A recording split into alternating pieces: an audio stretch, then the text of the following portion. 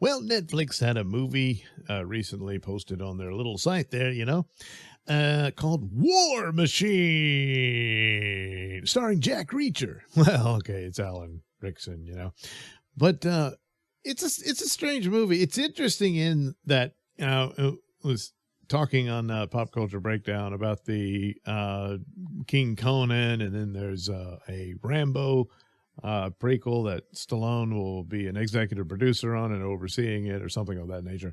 Won't be playing the young Rambo, of course, but nevertheless, it's a callback to that 80s era of action heroes and action movies and whatnot. And this one in particular would easily have been a Arnold Schwarzenegger film, in his prime, and it on just about every level except for some of the humor and if not so much humor but clever or funny, witty. I just said not so much humor, but the characteristic, if you will, colorful characteristics of the dialogue. And there's a little bit of an attempt at it in this, but it doesn't quite land as those films did. But overall, it's a good effort of the genre of an action movie with science fiction blended into it, which is also interesting. Is like the movie opens up and it's this war movie. It's this, the Rickson's character. We're introduced to him. He was in Afghanistan, and oh no, something really horrible happens, and this is his driving force going through. So even though he's nearly too old to join the Army Rangers, that's the Army's special forces, but he does it because he's driven to as to what happens in the opening of the film. I won't spoil it.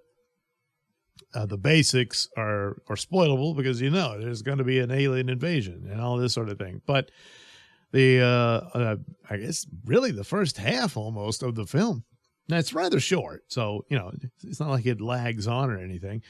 But he goes through the training and all this stuff, and everybody else is wondering what's the deal with him, and so on and so forth. And eventually he makes it to the end. Because people keep washing out, and the final few that are left make it to the final test that they got to do. And that's when things take a science fiction turn. Now, all the while they were feeding you, news reports and stuff. Oh, there's something afoot, And so eventually then it's on. This sort of is all of a sudden it's War of the Worlds. There's this monstrous machine, this robot thing that attacks them, and it's unstoppable. And so basically now they go into survival mode, and they're struggling with it all across, trying to get back to the base. And at the same time, looking for any way they could possibly fight back and stop this thing. And so it's mostly about them, and of course him as the main focus of the machine. It's from outer space. That's about it. You don't really get anything else. There's a couple of little things here and there that I suppose if they were to pursue a sequel to this one, then that's elements that you could follow up on for another story after that. But as it goes, for the purposes of it, how he ultimately, he's the hero of the film. So, of course, he's going to find a way to defeat this monster. I don't think that's too much of a spoiler. I mean, it. Come on.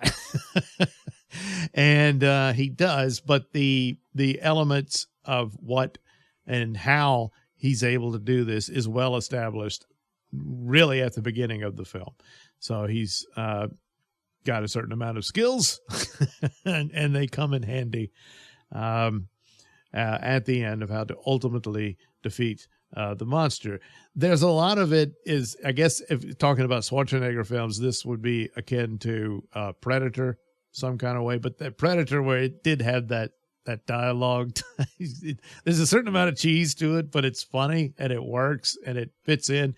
And sometimes it's stuff like that where there's like a handful of dialogue which can tell you everything you need to know about a certain character or who they are or whatnot, which it establishes them. So when a pivotal scene featuring them comes along, it's more acceptable in how they react to it or how it goes and that sort of thing. And it's just, yeah, some of the dialogue, there's a little bit of it here and there, but ultimately, I don't know, I guess the writer just didn't have the ideas for it or what have you. And I mean, it kept going on about the sadness of this man and what is his driving force that's pursuing him through this, even when suddenly he's got to fight this robot from outer space, you know. It's just not his day, you know, and all that. The robot from outer space is an interesting thing because it always is just something that I catch when you talk about alien invasions of Earth. And a lot of times, certainly it takes from the War of the Worlds template where eventually you meet the aliens and there are these weird creatures and that sort of thing inside spaceships or what have you. But there was a documentary.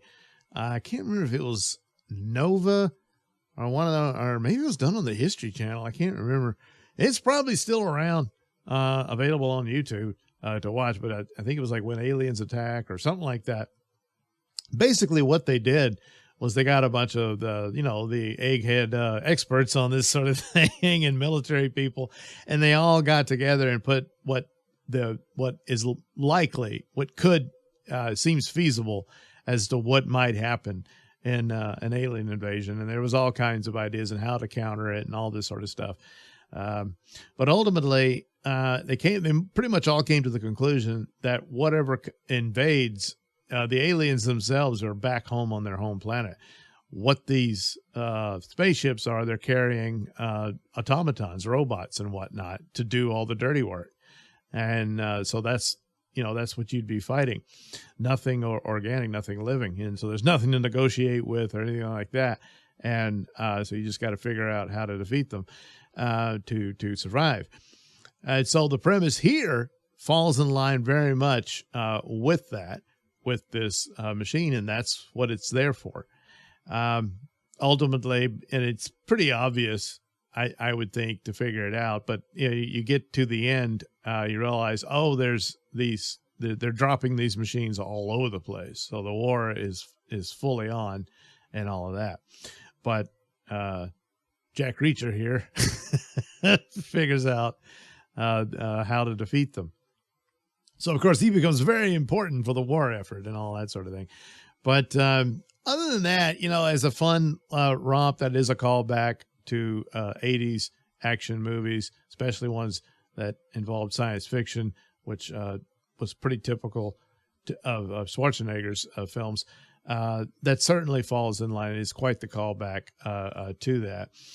There's a couple of things. The crew that he's with at the end, and it's not just the female participants, but Rickson, of course, is all jacked and big and everything. So you really believe he could make it to the end of the Rangers training course. But so many other people they wash out. They didn't do well. They didn't score well. So they pack your stuff and leave. You didn't make it. And some of them seemed more impressive than the guys that were on the team. And so that kind of, one of those elements that you don't want to kick people out of your movie. That comes close to doing it.